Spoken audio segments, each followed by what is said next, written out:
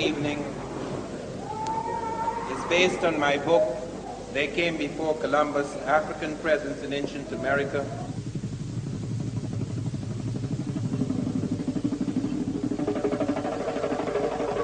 A great deal of research has been done. One has become aware of far more things that have emerged from excavations that help to confirm with almost an absoluteness what we have advanced in the past, that there were Africans in America before Columbus.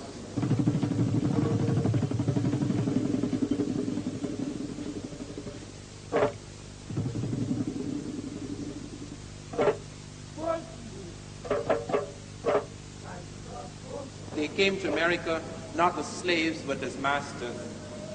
I am not the first to suggest there were Africans in America before Columbus, nor is anyone in the modern period. Columbus is the first man to suggest it. In his diaries, and there is a marvelous book, a huge book, a trilogy in fact, published in 1904 by John Boyd Thatcher, 3 volumes.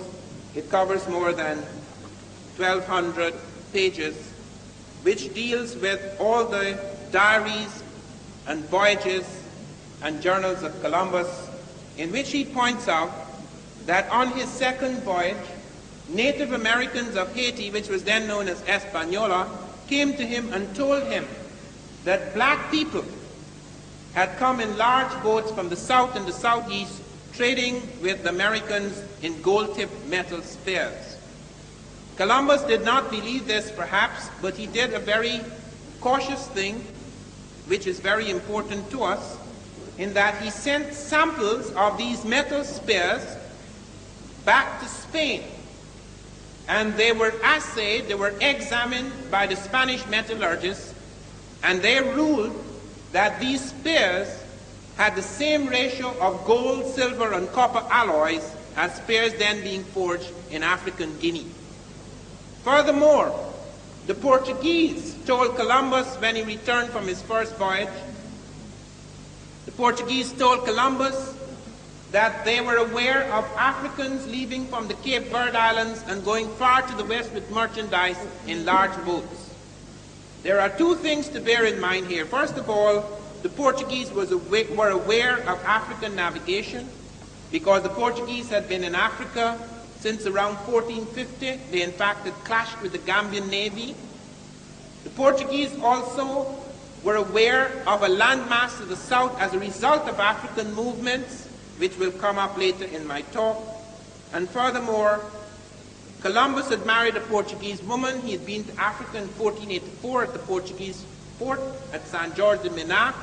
His brother Bartholomew had married a Portuguese. They were both aware of the Portuguese court, and in fact, they had been trying to get the Portuguese to finance their journey across the Western Ocean before he went to the Spanish courts.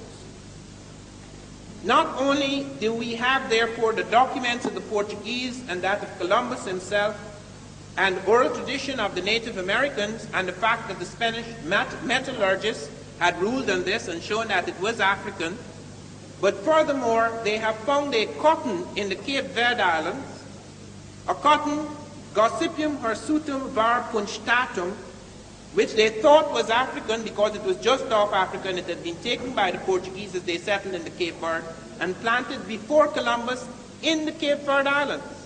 When it was examined, the cytogenics of the cotton showed that it was not African, it was some cotton grown in the Caribbean and South America, which means cotton which had been grown in the Caribbean and South America had got into Africa before Columbus. How?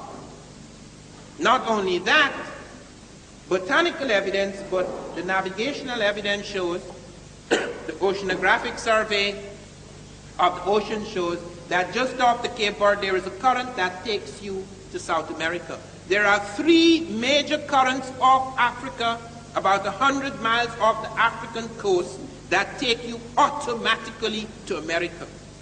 Once you are caught in those currents, whether you planned it or not, you have to get to America unless the fish get you first. Anything that remains afloat is pushed towards America. Off the Cape Verde Islands, the current takes you onto the northern tip of South America, into the Caribbean, into the Gulf of Mexico. If you're off the Senegambia, it takes you to South America, into the Caribbean, into the Gulf of Mexico. If you're off the southern coast of Africa, it takes you towards South America, and you could fall into the currents that take you into the Caribbean, into the Gulf of Mexico. The evidence shows that, and I will leave the Columbus period aside for a moment, the evidence shows that there were Africans American not only before Columbus, but before Christ. And it has been carbon dated, and we can establish this beyond the shadow of a doubt. The reason why history has to be reconstructed in the Americas and in Africa in the way it is done now is because we cannot use the same historical methods that are used in Europe. Europe has had the enormous advantage of the conquest in that its libraries have remained fairly intact for many centuries. Our libraries have been shattered, and it's not a question of the lack of libraries. In the Americas alone, there were thousands of books. Only 3 major American books survive, and they're not even in America. They're in Germany, they're in Spain. 3 books survive. One of them is the Popol Vuh, the Bible of the Quiche Maya. You have the Titulo Koyoi, which Jairus-Boy mentions. You have other codices. These things are the few things that survive. The destruction of libraries in Egypt, the sack of Alexandria, which destroys, as I pointed out this morning, perhaps 500,000 documents. The destruction of the Moorish documents in which blacks were involved, not just blacks. You have Arabs of different complexions and races perhaps, but you have an Arab-African thing in the Moorish domination of Europe.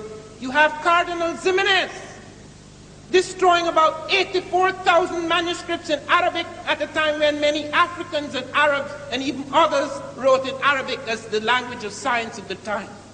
And Timbuktu was razed to the ground twice. So it's not just the absence of documents, but the destruction of documents.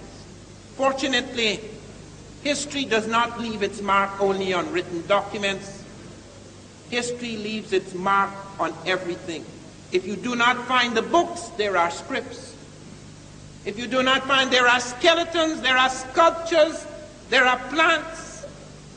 There are many things that have left their mark, and that is the reason why we reconstruct history by going to all of those strands, into all of those avenues. It is not an historical method. It is the only valid, genuine historical method to reconstruct the fragmented history of Africa and America.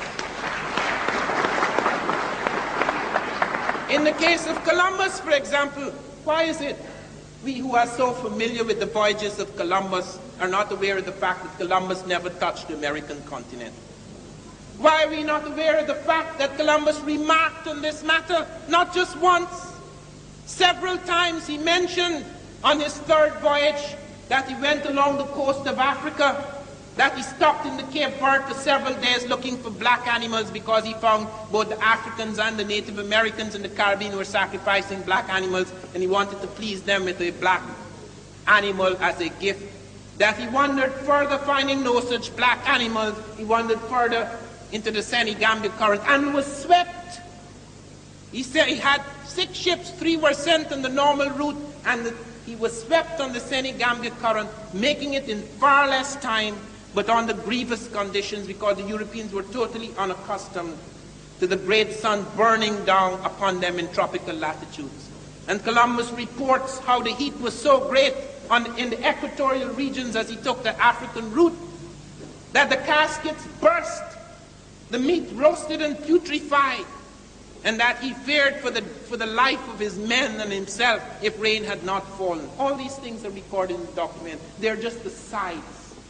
They're just the sides, things dismissed, pushed aside, until we put together the botanical evidence, Gossypium, Hirsutum var Kunstatum, the metallurgical evidence that the Spanish metallurgists had assayed the metal spears and showed them to be African, the navigational evidence, because the currents move in that direction and the Portuguese had noted the Africans had the navigational capacity and were actually setting out from the Cape Verde.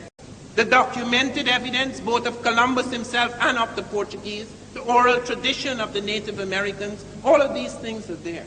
Until we pull them together, they make no sense, because they're constantly being thrust aside, because they suggest Africans are where they should not be. Let me deal not with that early period, because I merely pointed this out as an example of the method that is used to reconstruct history, and that it is a valid and legitimate method, and the only method that is available to us now because of the great destruction of documents. It was in 1858 that peasants in the village of Tres Zapotes in the Gulf of Mexico discovered an enormous stone head. This stone head weighed 10 tons, just a head, 10 tons. It was made of basalt stone, and it had vividly Africoid features, as Dr. Matthew Sterling was later to comment on it nearly a century later, that it was vividly African, vividly Negroid was his term. It had broad nose, very full lips. It was clearly one of the classical African types. It had a helmet, which had never been seen on any sculpture found that so far in the Americas. Close by it was found a stele, which indicated a date of about 291, November the 4th, 291 BC, 291 years before Christ. They were not sure, however, if that date necessarily related to the head. And at that point in time, no archaeology, no serious archaeology had been done in America. However, in 1938, a scientific expedition set out from the Smithsonian Institute, University of California, and the National Geographic, and they found that head again. They not only found that head, but the following year they proceeded to another spot, La Venta, where someone noted they had seen a similar head, and they dug up 4 heads at La Venta. Between 1939 and 1940, 4 heads were dug up at La Venta, and again it was the same thing, enormous heads, 6 to 9 feet high, just a head, weighing between 10 to 40 tons in weight, having African-type features, and the same type of helmet, as Jairasboy has pointed out. You could find it at Tanis in the Egyptian Delta, with a flap falling along the side of the head, a kind of crest with a flap and incised markings, etc. And the extraordinary thing is that I discovered last year through a friend of mine, he's Wayne Chandler, he's an photojournalist. He discovered in the files of the Smithsonian a photograph that has been suppressed for nearly 50 years, which is shown here for the first time in public in my slides, which shows that the first head that was discovered not only had African features, but Ethiopian braids, carved out in the stone. It has never been published, it has never been shown. On top of the heads, the stone heads, they found terracottas, that is clay sculptures of Africa. Now with respect to those with the helmets, with the exception of the one I mentioned, you could say, okay, fine, perhaps it's a mistake, perhaps it's an accident. That's what they said. First they said they were baby faces, that's why they had full nose and full mouth. They were faces of babies. Then they said the reason why they have these enormous lips is because they're the snarling mouths of jaguars. These people among whom they were found, the Olmec, they worshipped jaguars, and therefore the snarling mouth of the jaguar was copied. Then they said, one of them said it was made of molten rock, and it fell on its face, and that's why it became flat and full. The latest explanation is most ingenious. The Science Digest did an article on me in September 1981, in which they presented my case very fairly and objectively, showing the nature of the objections of the establishment, including one eminent historian of Mexico, Michael Coe. And I went to Michael Coe, Boyce Rensberger, the leading science writer for the Times who did the story on me. He went to Michael Coe and he said, "Do you believe what Van Sertima is saying, that these are African?" And Michael Coe said, "They don't look at all African, and even if they do," he says his words, "even if they do, the reason why they have full noses, the reason why they have broad noses and full lips is because the tools were blunt and they couldn't make them any sharper." That's the leading authority on the Americas, prehistoric Americas. Let me present the case for the dating. On the wooden ceremonial platform where 4 of these stone heads were found at Levanta, which turned out to be the holy capital of the Olmec world, O-L-M-E-C, Olmec, the first major civilization in America. The dating of the wooden platform, the charcoal, there were 9 samples of charcoal dating, gave a reading of 948 to 680 BC. It's not just the stone head, but in addition to the stone heads, you have terracottas that are clay sculptures of African types. Not only the nose now and the lips, the hair is clearly Africoid. Because even though you could say that some Asiatic types who came across the Bering Straits may have Africoid type features, the hair now is very distinctive, the kink and coil of the Africoid hair, very distinctive on the head of the terracottas. And what is more, and note this, the artists went to the trouble of selecting oxide dyes for the clay so that it could be dark brown or dark red or dark black, so that it could be distinguished from the other terracottas. So that on the dark terracottas you're finding this African peculiarity of feature.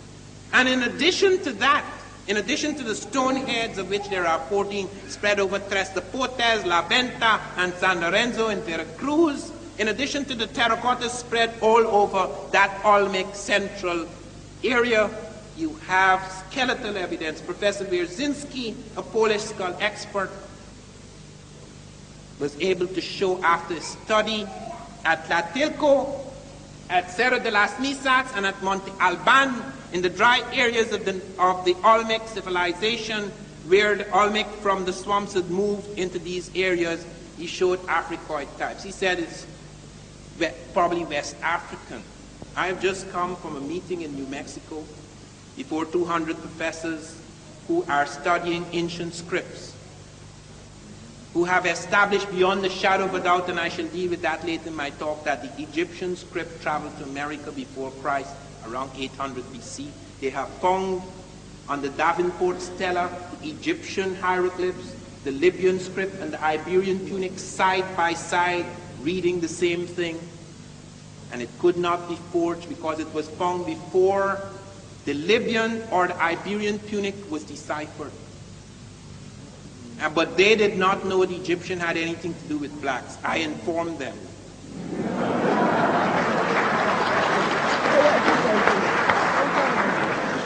Or the Reader's Digest had a big article after my book turned out. Europeans in America, 800 BC, the same period that I had pointed to. Europeans in America before Christ. Who are these Europeans? The Egyptians. It's taken for granted in most of these circles that Egyptians have nothing to do whatsoever with Negroes. In the Olmec world, as I say, you have this corroboration of evidence, the skeletal evidence in the dry areas, because in the swampy areas no skeletal evidence survived. Jai Rasboy has pointed to a very important thing, that is the possibility even of mummification in the Olmec world, but because the skeletons were not preserved, we find it in a statue where you have the rib cage outlined, the hands close together, the fingers open, the shroud, etc., just like in the Egyptian world. Nowhere on earth, on any archaeological site, could you find a corroboration of so much evidence. Stone heads representing a distinct physical type, terracottas representing the same type with the texture of hair and coloration of skin, and skeletal evidence representing that type as high as 13.5% at Tlatilco, going down to 4.5% at Monte Alban. And you yet deny the existence of that type because it involved African and he could not be there. The general assumption, the conventional assumption, is that only Europeans and Asiatics can move. Africans do not migrate.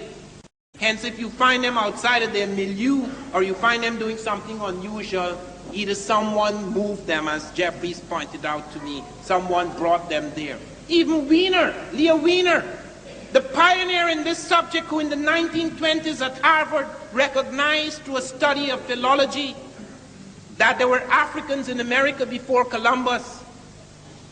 What Wiener was trying to show is that the Africans were merely bringing over Arab Islamic ideas and concepts and culture. The Africans had no culture, therefore, until the Arabs came. So even he, although he was showing there were Africans in America before Columbus, he was really saying that they had been porters or paddlers and they had brought over another man's cultural electricity. We have to be very careful to note that even with new discoveries, the script for the African is still not rewritten.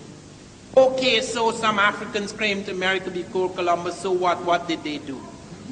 Thank God they've changed the tune, because now I'm going to show what they did. Because we have evidence of what they did do, because it leaves marks.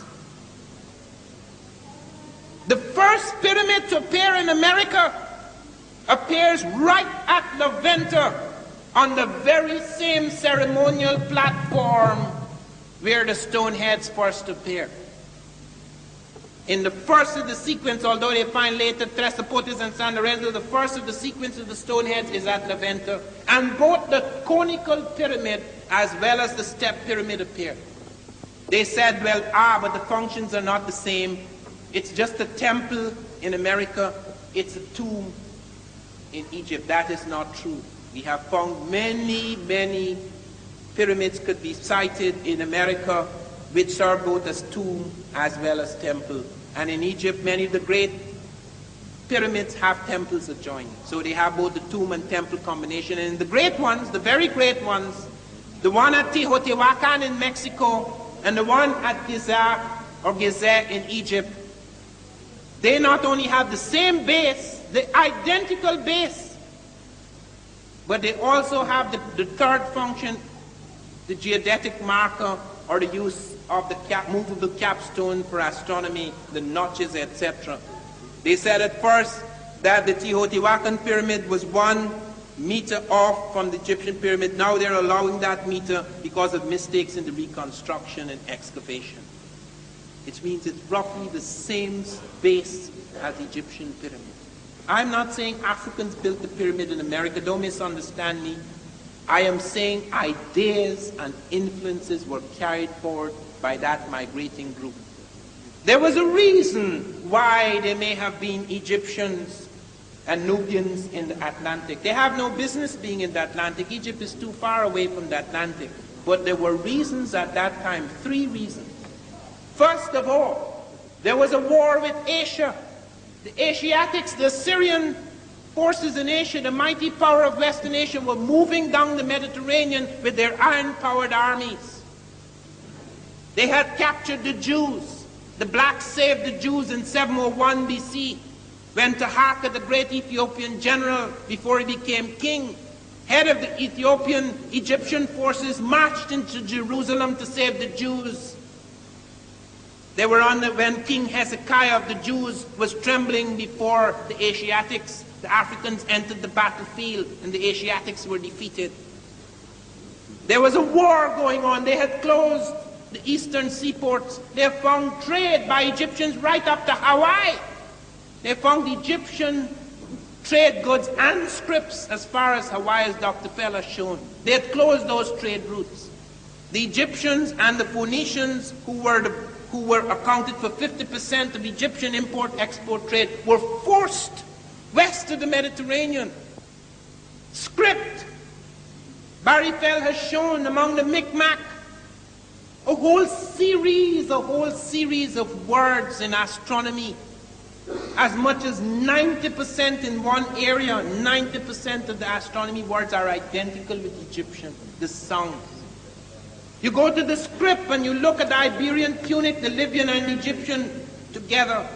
And the Davenport Stella, the hymn to the Aton, written in American.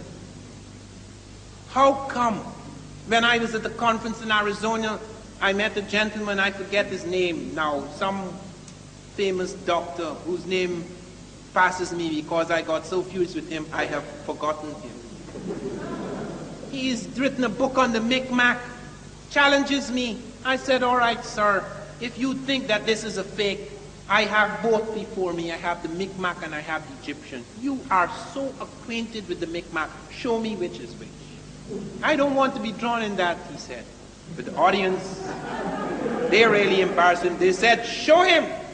Show him. Show him which is the fake. Didn't dare do it. Didn't dare do it. There's so many, and it is true that in scripts you can have occasional parallels because there's a limit to human science, but these things were for arbitrary things, very complex markings for arbitrary things. And there was no question of correspondence. Correspondence so remarkable, so plentiful that there was no question, no statistical possibility of accident or fluke or coincidence. You go to Elvia John in the Olmec world, and there is paper made from wood pulp. Nowhere in America were they making paper from wood pulp. Nowhere in the world, except in Egypt at that time, where both the papyrus and the wood pulp was making paper. It was done in China later. It appears in the Olmec world. Isolated incident that appears in the Olmec world.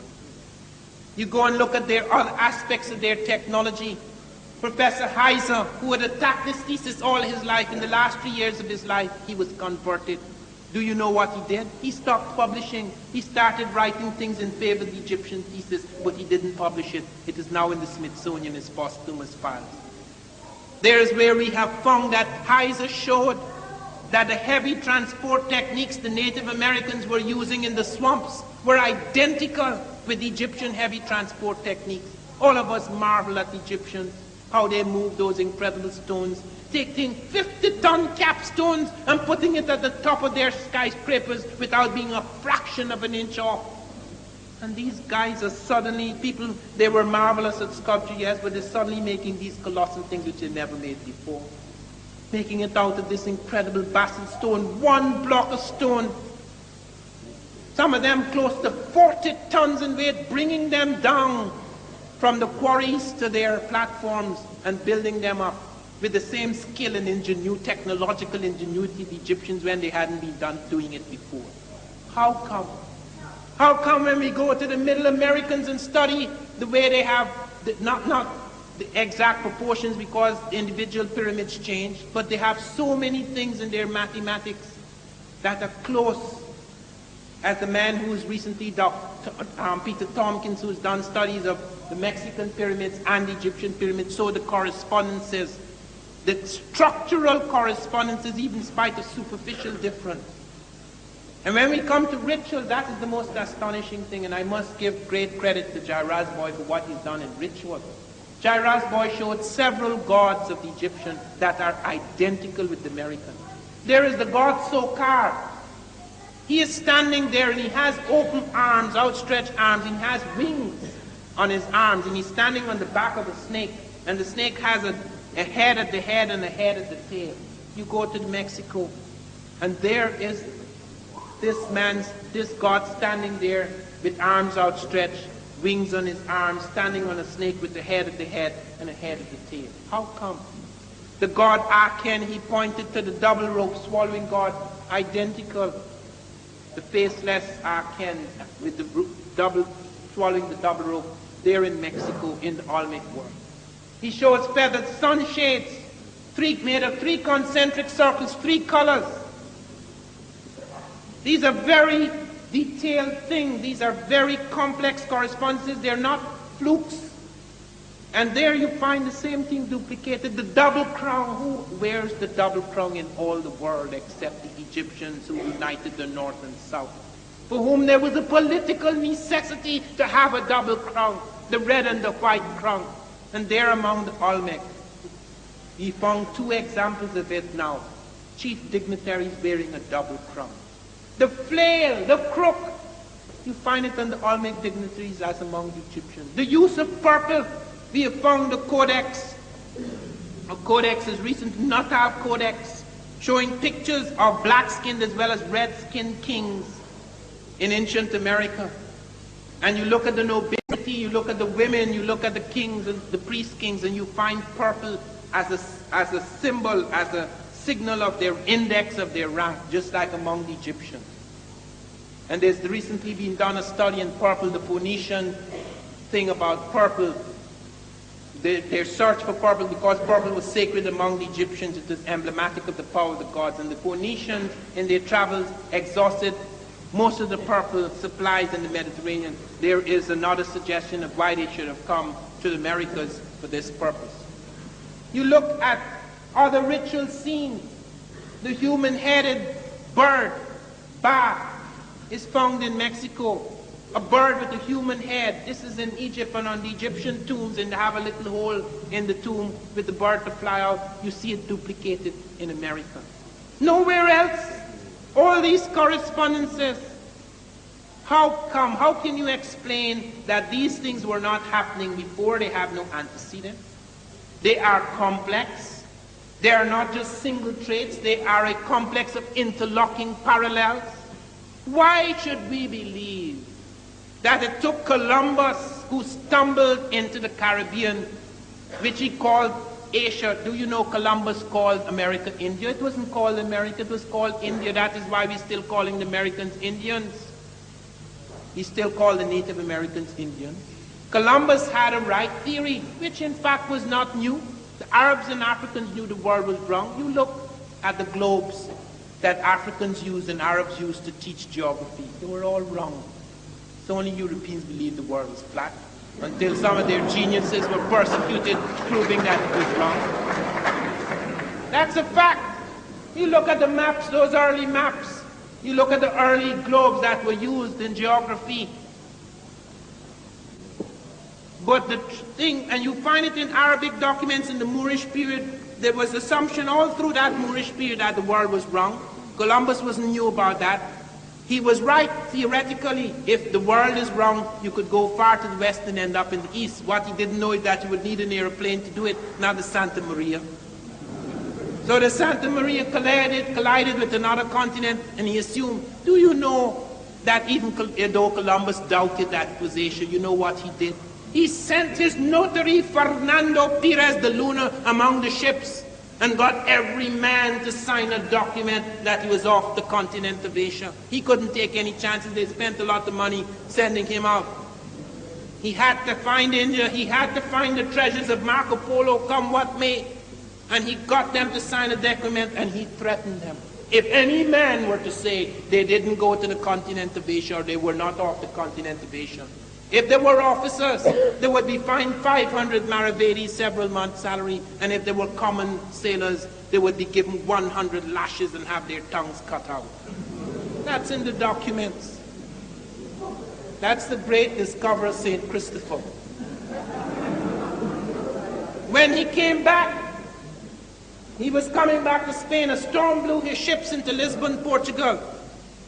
The Portuguese were rivals of the Spanish. He sat down. My book begins, and that is no fiction. I have researched every word of it. He sat down to dinner with the Portuguese king, King John II. They sat to dinner on March the 9th, Saturday evening, 1493. Rain fell the next day. I know all the details that were put down.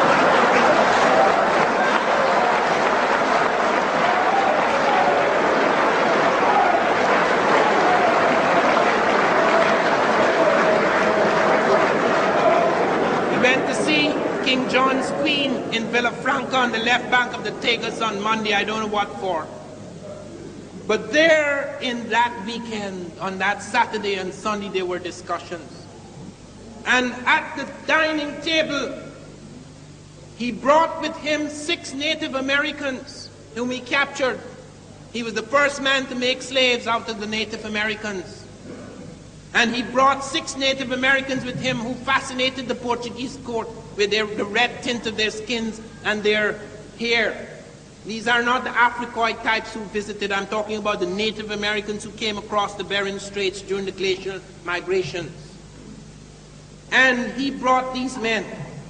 And while they were at table, a dish of beans were brought out at the order of King John. And King John beckoned to one of these people with sign language to build with these beans on the table these lands that Columbus said he had discovered. And a chain or necklace of islands was built up, which included various parts of the Caribbean, Cuba, the Lucayes Islands, etc. And when King John saw the massiveness of the discovery, the so-called discovery, because Spain is small compared to the Caribbean. The Caribbean stretches over 1,000 miles of the Atlantic. Some of you don't think so, because you came from it and you think it's pretty small. I'm not talking about small in the sense in which you think of it. I'm talking about its physical size. They were upset because the Portuguese, both King John I and II, had refused to give Columbus permission or support. And now the Spanish were going to rule two worlds.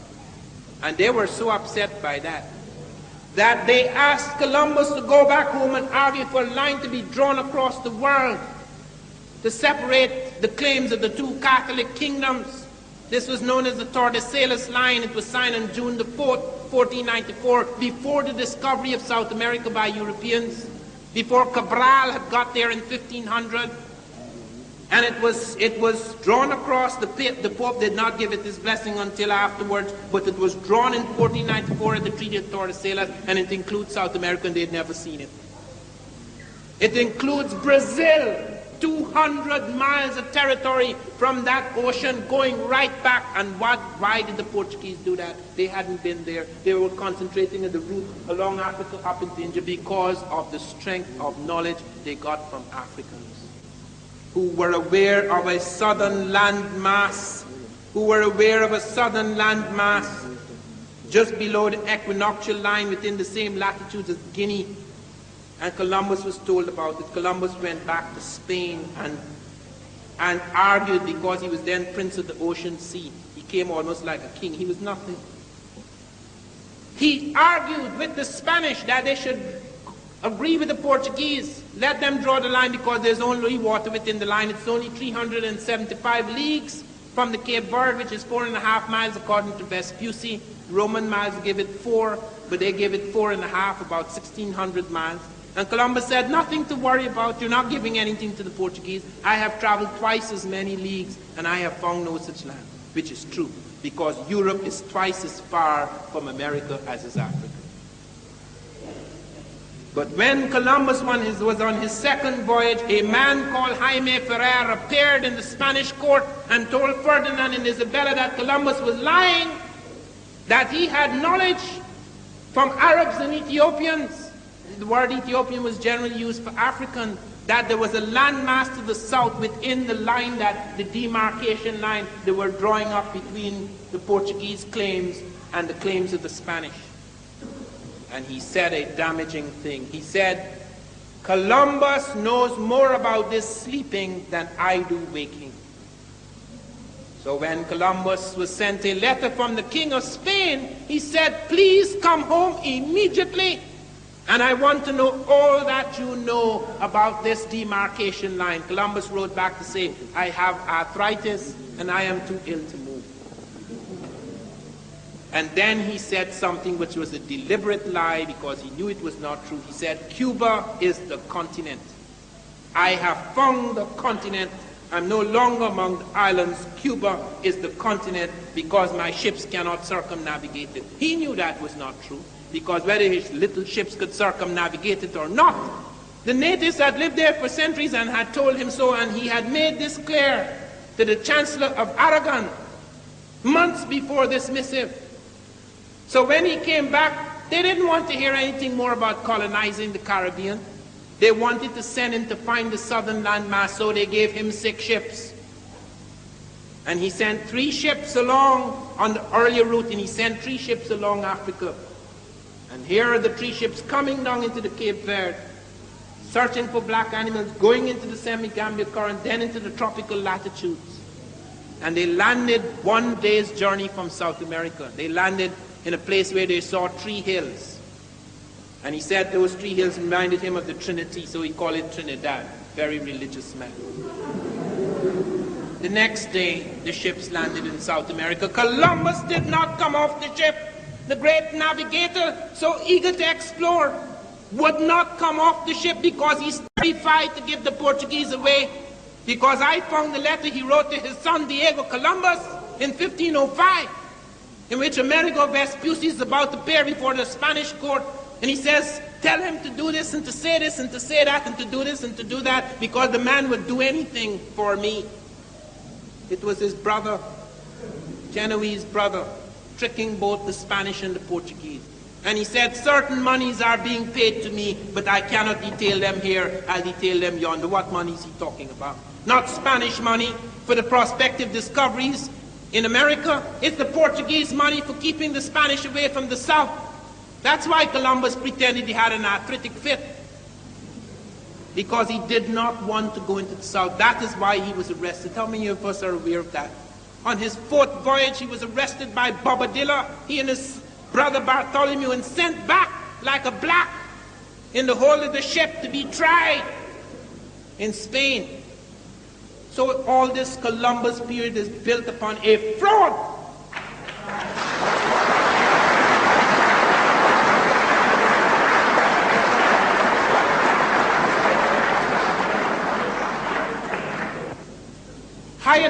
Thor Heyerdahl, the Norwegian explorer, took a papyrus reed boat, which the Egyptians had used and the Ethiopians had used on their inland lakes and elsewhere.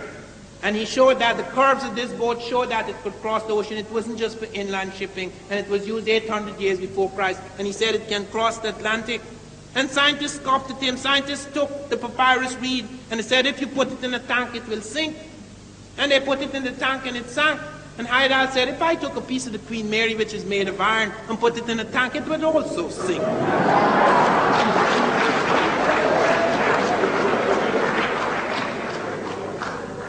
So, rising above the idiocies of the scientists, he built the papyrus reed boat with the help of Abdullah de Jibrin and the Baduma people on Lake Chad in 1969, and they sailed across the Atlantic successfully. They only got in trouble off Barbados because the Africans had cut a rope which was attached to the bow and the deck. And they cut that rope thinking it merely had to do with curvature and of the bow. In fact, it was a flotation device. That was the only mistake they made. When the Aymara Indians, without the help of African experience, rebuilt the identical boat, because on Lake Titicaca in South America, the identical boat was being used that was used by the Egyptians. They crossed the Atlantic in the Ra-2. And the strange thing about the Ra-1 is that, as I have said, it did not steer to America. It came by itself. The rudders broke on the first day. They could not steer. The currents took the thing from Africa and landed it in America. And Heyerdahl is not the only one. There have been 120 experiments with small boats across the Atlantic. And it has been shown that the small boat can arrive earlier than Columbus or Vespucci. And a man who showed that, you have experiments by Alain Bombard and Hans Lindman. Bombard set out in a dugout, which no African would be mad enough to use on the Atlantic. He set out in a dugout without a crew, without a sail, and crossed the Atlantic safely from Africa to America in less time than either Columbus or Vespucci. And talking about the boats of Columbus and Vespucci, the sails on those boats were Arab Latin sails, which Arabs and Africans had used on the Indian Ocean. They were not European sails. The compass was not invented in Europe. The astrolabe was not invented in Europe. It is true that after the massive and continuous migrations of people to the Americas, that you had an improvement in hulls, an improvement in ships, which went far beyond the other conquered peoples. But at that time, those boats were not superior. So to think that man had to sit down and wait for centuries until the stumbler Columbus landed in India and called Cuba the continent and South America an island, This has nothing to do with the truth of the past. But as I come to a close, I want you to bear this in mind. The history of the world is not written. The history of Europe, perhaps.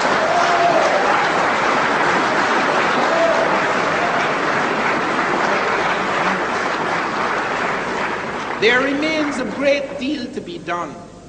There's a whole world out there. Every time I go back into Mexico, extraordinary things are found. They found the pyramid of Comalcalco with bricks, with various writings, both scripts thereon, which has recently been found. A whole new set of things are emerging. This is not a finished chapter. This is no closed chapter. This last chapter has been written with a certain eye, an eye which has been blind to the genius of the African. Therefore, it is only by opening another eye, by having a different kind of illumination, a different kind of vision, that the history of the Americas and the history of Africa can be truly written. Thank you.